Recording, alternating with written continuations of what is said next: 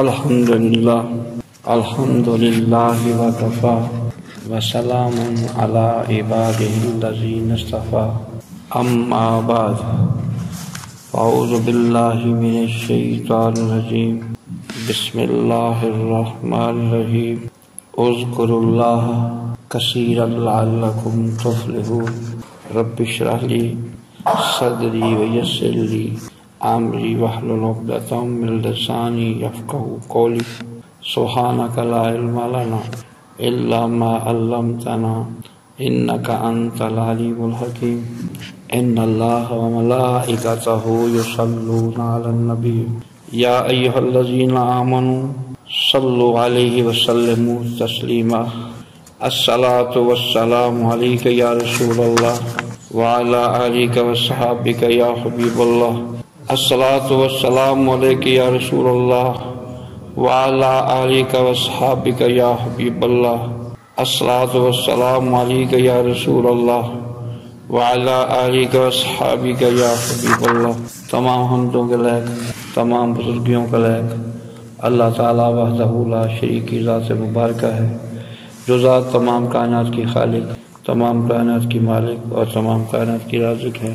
ہزارہ درود و سلام کے نظانے، صلاۃ و سلام کے تحفے آقا نامدار، مدنی تاجدار، سید المرسلین، خاتم النبیین، انیس الغریبین، رحمت للعالمین کی بارگاہ اقدس میں حضرات محترم، جس سے محبت ہوتی ہے اس کا کثرت سے ذکر کرتا ہے، اٹھتے بھی یاد کرتا ہے، بیٹھتے بھی یاد کرتا ہے، چلتے بھی یاد کرتا ہے، سوتے بھی یاد کرتا ہے، جاگتے بھی اس کو یاد کرتا ہے، یہاں تک کہ خوابوں میں بھی اپنے محبوب کے رنگ میں ہوتا ہے۔ جب محبت کا نشہ چڑھے، کسی سے محبت ہو، پیار ہو، کسی کو دولت سے پیار ہے، کسی کو جاہ و جلال سے پیار ہے، کسی کو کس چیز کی حسد ہے، کرسی کا شدائی ہے، اس کرسی کے لیے دن رات جو ہے وہ کوشاں ہے۔ الیکشن کے دنوں میں آپ دیکھتے ہیں کہ کرسی کا طالب کرسی کے لیے کیا کچھ پاپڑ بیلتا ہے، دن رات اپنی گاڑیوں کے اوپر پین سے لکھوایا ہوا ہے، اشتہار لگائے ہوئے ہیں، مٹی میں، گاؤں میں۔ وہ بندہ جو ایئر کنڈیشن محلات میں رہنے والا بندہ، کبھی وہ چند قدم پیدل نہیں چلا، کرسی کے مسئلے میں گلیاں کچتا پھرتا ہے، لوگوں کی منتیں کرتا پھرتا ہے، سماجتیں کرتا ہے، کرسی مل جائے۔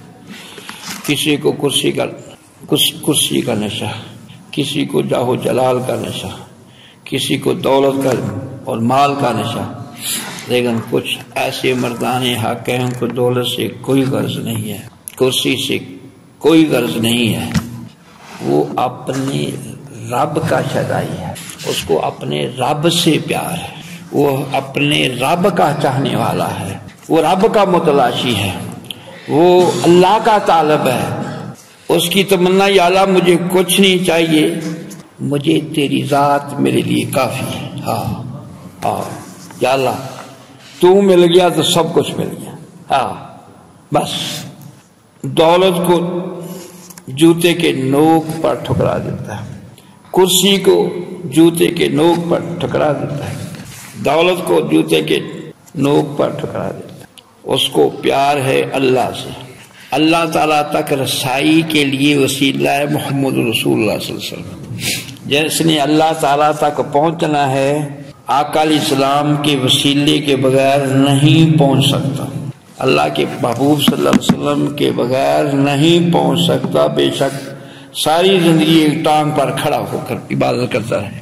وہ کریم آقا علیہ السلام کی صحبت، ایک صحبت اس کو وہاں تک پہنچا دیتی ہے جہاں وہ 100 سال بھی عبادت کر کے نہیں پہنچ سکتا۔ آقا علیہ السلام کی ایک لمحے کی صحبت، اس کو صحابی ایک لمحے کی صحبت میں کرتا ہوں، ایک لمحے کی صحبت ملی آقا علیہ السلام کی، ایک لمحے کی صحبت نے اس کو وہاں تک پہنچا دیا کوئی ساری زندگی نفل پڑھتا رہے، روزے رکھتا رہے، عبادت کرتا رہے، اس کے رتبے کو نہیں پہنچ سکتا۔ وہ کریم آقا تو کریم آقا ہیں، ان کی تو مثال کیا دی جا سکتی ہے؟ آپ کے غلاموں کے غلاموں کے غلام، اللہ کے ولی، ان کی ایک صحبت، ان کی صحبت، ان کے پاس بیٹھنا۔ مولانا روم رحمت اللہ علیہ نے اس کا نقشہ یوں کھینچا ہے، یہ ہیں آنکھ والے۔ آنکھ والے تیرے جوبن کا تماشا دیکھیں، دیدہ کور کو کیا نظر آئے وہ کیا دیکھیں، اندھے کو کیا پتا۔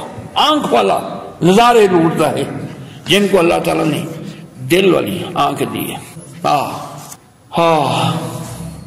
ان کو اللہ آقا علیہ السلام تشریف لے جا رہے ہیں، سواری پر سوار ہیں، اونٹنی پر سوار ہیں۔ وہاں پر اونٹنی نے اپنے گھٹنے ٹیک دیے، 2 قبریں تھیں وہاں، 7 صحابہ کرام۔ آقا علیہ السلام اونٹنی سے اترے، جا گئے، سبز درخت کی شاخ توڑی، اس کے 2 ٹکڑے فرمائے، ان 2 قبروں پر ایک ایک ٹکڑا رکھ دیا۔ آنکھ والا تیرے جوبن کا تماشا، وہ کریم آقا علیہ السلام دیکھ رہے ہیں قبر والوں کے ساتھ بیتتی کیا ہے، کن مشکلات سے۔ آپ کا کام میری امت کو قبر کے ان مشکلات میں نہ پھنسنا پڑے، اپنی امت کی رہنمائی۔ صحابہ کرام نے پوچھا یا رسول اللہ صلی اللہ علیہ وسلم یہ کیا ماجرا ہے، آپ اونٹنی سے اترے اور درخت کی شاخ توڑی، اس کے 2 ٹکڑے فرما کے 2 قبر فرمائے، ان دونوں قبر والوں کو عذاب قبر ہو رہا ہے۔ عذاب قبر کس بنا پر؟ ایک تو چغلیوں اور غیبتوں کی وجہ سے، دوسرا کہ پیشاب کے چھینٹوں کا پرہیز نہیں کرتا تھا۔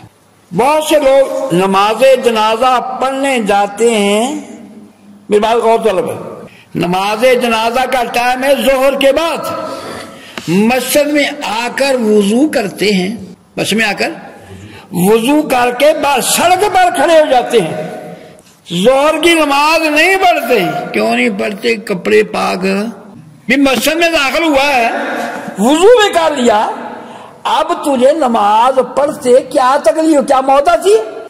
مسجد سے وضو کر کے باقی نمازی نماز کے لیے چلے گئے، تو نے جو دھوپ میں کھڑے ہونا ہے، سڑک کی غرض کو اپنے چہرے پر ڈالنا ہے۔ اللہ کے گھر میں جہاں اللہ کی رحمت کی بارش ہو رہی ہے، اللہ کے نور کی بارش ہو رہی ہے، اللہ کا گھر ہے، وہاں تجھے سجدہ ریزی مشکل ہوگی، تجھے پسند نہیں۔ وہ جنازہ پڑھا جائے گا سڑک پر، سڑک بھی پاک ہے کہ نہیں پاک؟ یہ پاکیزہ، جہاں بندہ ناپاک بندہ داخل ہو نہیں سکتا، گندے پاؤں والا داخل ہو نہیں سکتا۔ پاکیزہ جگہ کو چھوڑ کر باہر جا کر انتظار کر نمازی نماز پڑھ لیں۔ اللہ اکبر، یہ فرض کفایہ ہے، وہ فرض عین ہے۔ فرض عین کو چھوڑ کر فرض کفایہ کے انتظار میں، جس نے فرض عین چھوڑ دی اس کی فرض کفایہ بھی قبول ہونی نہیں۔ اللہ